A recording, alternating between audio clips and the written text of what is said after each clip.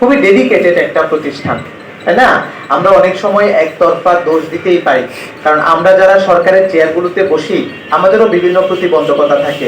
আমরা চাইলেও সবকিছু একদম বলা মাত্রই করতে পারি না। ওই যে বললো না যে আবেদন দিতে হয়, এখন আসলে এটাও আমাদের একটা জটিলতা। আমরা কোনো কিছু আবেদন ছাড়া করতে পারি না, কারণ যখন আমরা যখন ম্যাক্সিমাম সিদ্ধান্তই তো আমরা নিতে পারি না, উপরে দিতে হয়। উপরে দিতে গেলে কি করতে হয়, আবেদনের প্রেক্ষিতে আমরা কি করি, ফরওয়ার্ডিং করি, তাই না? আর যেগুলো আমরা সাথে সাথে করতে পারি আমাদের ক্ষমতায় বা জুরিসডিকশনে, এগুলো আমরা কিন্তু আবেদন ছাড়াও কিন্তু বলি যে আমি করে দিচ্ছি, আপনি পরে হলে আবেদনটা দিয়ে দিবেন, কারণ আমার তো ফাইলে রাখতে হয়।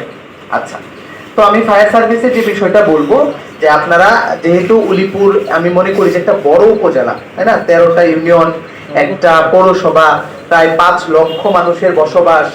এর মধ্যে যেটা সবচেয়ে একটা দুর্ভোগের জায়গা হলো আমাদের উলিপুর বাজারের যে যানজট, যেটা আমি পৌরসভা থেকে, আমাদের ট্রাফিক পুলিশ এত কম, আমি 6 জন আপনার ট্রাফিক পুলিশের সাথে মাস্টার রোলে দিয়েছি, যাদের প্রতিদিন আমার 500 টাকা করে বেতন। তার মানে আপনি চিন্তা করেন আমার 6 জনের কত টাকা বেতন আমাকে মাসে দিতে হচ্ছে। পাশাপাশি আমার পৌরসভার কিন্তু রাজস্ব খুব কম। আমি কিন্তু সব কথা পরিষ্কারভাবে সবার সামনে উপস্থাপন করি। আমার পৌরসভার কষ্টনীর পৌরসভা হলেও এই পৌরসভার আয় উন্নতি খুব কম। আমি চাইলেও পৌরসভা থেকে বিভিন্ন কিছু করতে পারি না।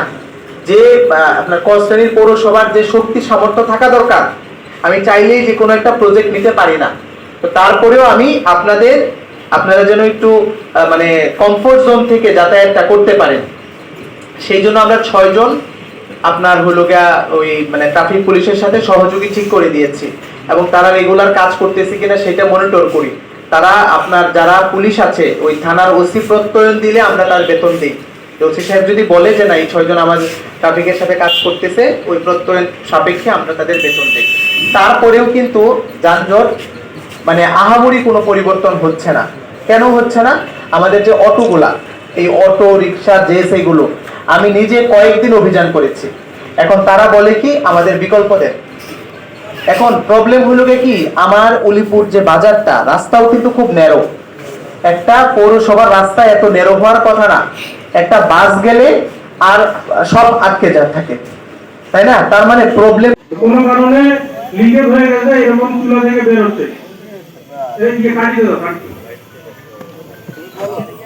এখন আমরা কি করবো, এই চুলা এবং গ্যাস সিলিন্ডারের যে সংযোগ পাইপটা আছে চেপে ধরলে কিন্তু বন্ধ হয়ে যাবে। উনি যেভাবে দেখাচ্ছে ওটা কিন্তু আমরা ওইভাবে বন্ধ করতে পারবো না।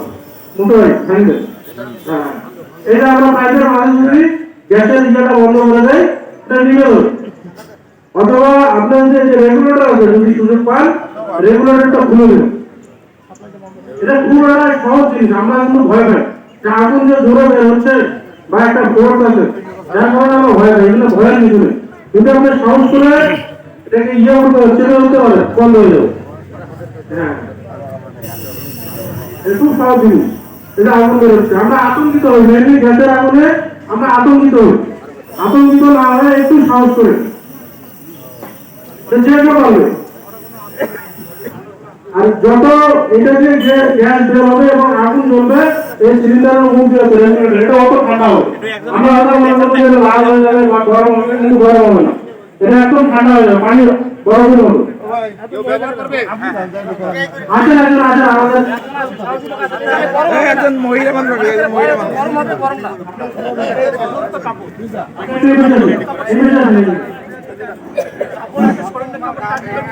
আপনি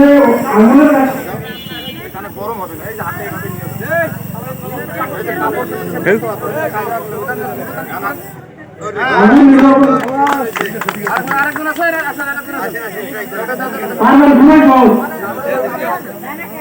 নিজের পরনের কাপড় আগে যেমন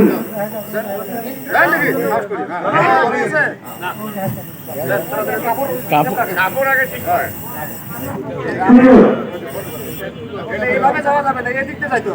অবশ্যই আগুনের অনুকূল থাকতে হবে। যেদিকে আগুন আপনার যে মাস থেকে বাতাস